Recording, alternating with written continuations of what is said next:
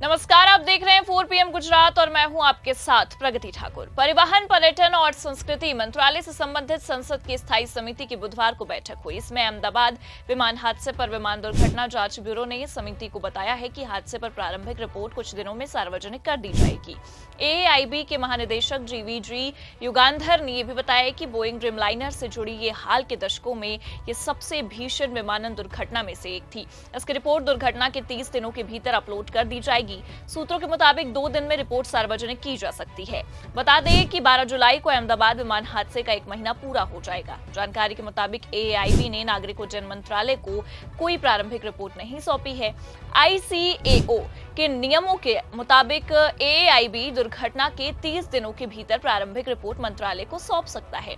अधिकारियों ने समिति को बताया कि ये पहली बार है जब भारत में किसी दुर्घटनाग्रस्त विमान के ब्लैक बॉक्स की जांच की जा रही है। ब्लैक बॉक्स और वॉइस रिकॉर्डर सुरक्षित है, डेटा की जांच की जा रही है। अब आपको बता दें कि 12 जून 2025 को गुजरात के अहमदाबाद में हुए एयर इंडिया के विमान हादसे ने पूरे देश को झकझोर कर रख दिया। ये हादसा न केवल भारत बल्कि वैश्विक विमानन इतिहास में भी सबसे भीषण दुर्घटना में से एक माना जा रहा है। 12 जून 2025 को अहमदाबाद हवाई अड्डे से उड़ान भरने के लिए रवाना हुई, लेकिन उड़ान भरने के 30 सेकंड बाद ही विमान रनवे के मात्र 1.5 किलोमीटर दूर मेघानी नगर में BJ मेडिकल कॉलेज के हॉस्टल परिसर में जा गिरा। विमान के गिरने से भयानक आग लग गई, जिसने हॉस्टल की इमारत को भी भारी नुकसान पहुंचाया।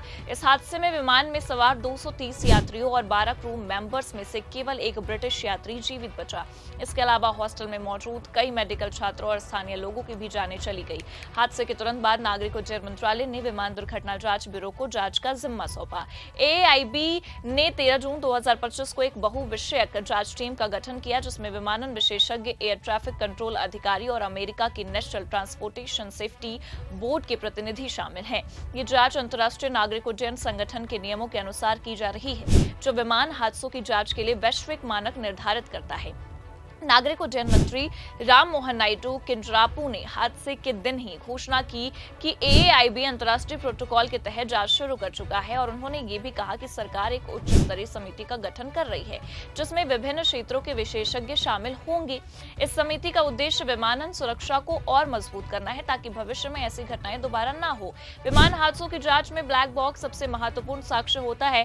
ब्लैक बॉक्स वास्तव में 2 उपकरणों का समूह है, कॉकपिट वॉइस रिकॉर्डर और फ्लाइट डेटा रिकॉर्डर यानी कि CVR पायलटों और एयर ट्रैफिक कंट्रोल के बीच हुई बातचीत को रिकॉर्ड करता है, जबकि FTR विमान की तकनीकी जानकारी जैसे गति, ऊंचाई, इंजन का प्रदर्शन और अन्य महत्वपूर्ण डेटा को दर्ज करता है। वहीं इस हादसे में AAIB ने 13 जून को दुर्घटना स्थल पर हॉस्टल की छत से पहला ब्लैक बॉक्स बरामद किया और दूसरा सेट 16 जून को मलबे से प्राप्त किया गया। दोनों ब्लैक बॉक्स सुरक्षित पाए गए हैं और इनका डेटा भारत के अत्याधुनिक ब्लैक बॉक्स लैब में विश्लेषण के लिए भेजा गया।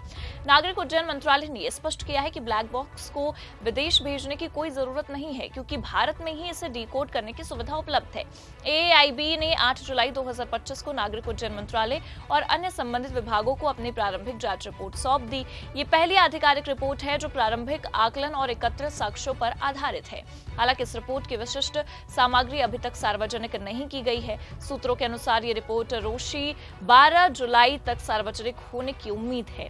प्रारंभिक जांच में इंजन में तकनीकी खराबी की संभावना सामने आई है। कुछ सूत्रों के मुताबिक ये बताया भी गया है कि विमान के एक इंजन में खराबी हो सकती है, जिसके कारण टेक ऑफ के दौरान ये नियंत्रण खो बैठा। केंद्रीय नागरिक उड्डयन राज्य मंत्री ने कहा है कि जांच में तोड़फोड़ की संभावना को भी खंगाला जा रहा है, हालांकि इसके कोई ठोस सबूत अभी तक सामने नहीं आए हैं। वहीं पायलटों के अनुभव को देखते हुए इसकी संभावना कम मानी जा रही है। मुख्य पायलट के पास 8200 घंटे और सह पायलट के पास 1100 घंटे की उड़ान का अनुभव था।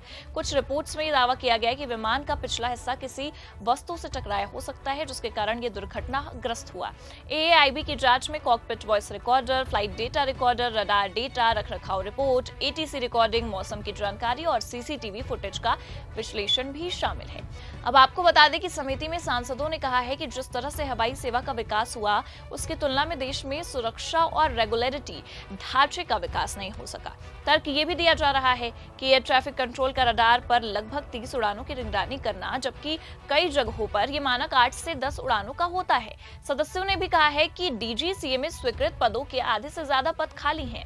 सदस्यों ने यह भी चिंता जताई कि जहां देश में हवाई सेवाओं में तेजी से विकास हुआ, विमानों की संख्या वर्तमान लगभग 800 से बढ़कर 4 वर्षों में 2500 हो जाने की संभावना है। अधिक हवाई अड्डे बनने वाले हैं, लेकिन रखरखाव और सुरक्षा जरूरतें उस हिसाब से नहीं बढ़ पा रही हैं, जिस पर ध्यान देने की जरूरत है। सूत्रों ने यह भी बताया कि अहमदाबाद दुर्घटना के बाद घरेलू हवाई यातायात में 8% से ज्यादा की गिरावट आई।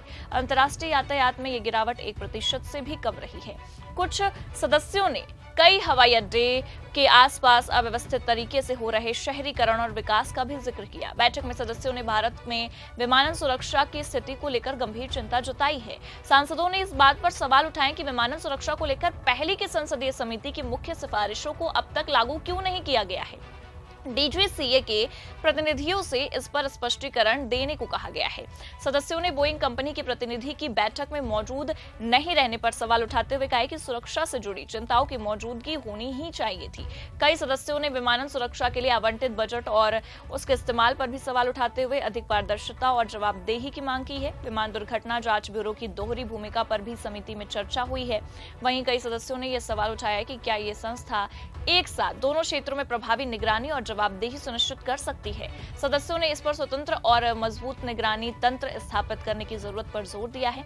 सदस्यों ने डीजीसीए की हवाई सुरक्षा को लेकर जीरो टॉलरेंस नीति पर सवाल उठाते हुए पूछा है कि पहले की सिफारिशों की अनदेखी की गई है। बैठक में समिति के सदस्यों ने अहमदाबाद में हुए एयर इंडिया विमान हादसे के संबंध में भी सवाल पूछे हैं। अहमदाबाद विमान हादसा एक दुखद घटना है जिसने विमानन सुरक्षा पर कई सवाल खड़े किए। एआईबी की प्रारंभिक जांच रिपोर्ट से उम्मीद है कि हादसे के कारणों का कुछ हद तक पता चल सकेगा। ब्लैक बॉक्स का डेटा इस जांच का सबसे महत्वपूर्ण हिस्सा है और इसे भारत में ही डिकोड किया जा रहा है। सरकार और जांच एजेंसियां इस मामले को गंभीरता से ले रही हैं और उम्मीद है कि अंतिम रिपोर्ट 3 महीने में सामने आएगी।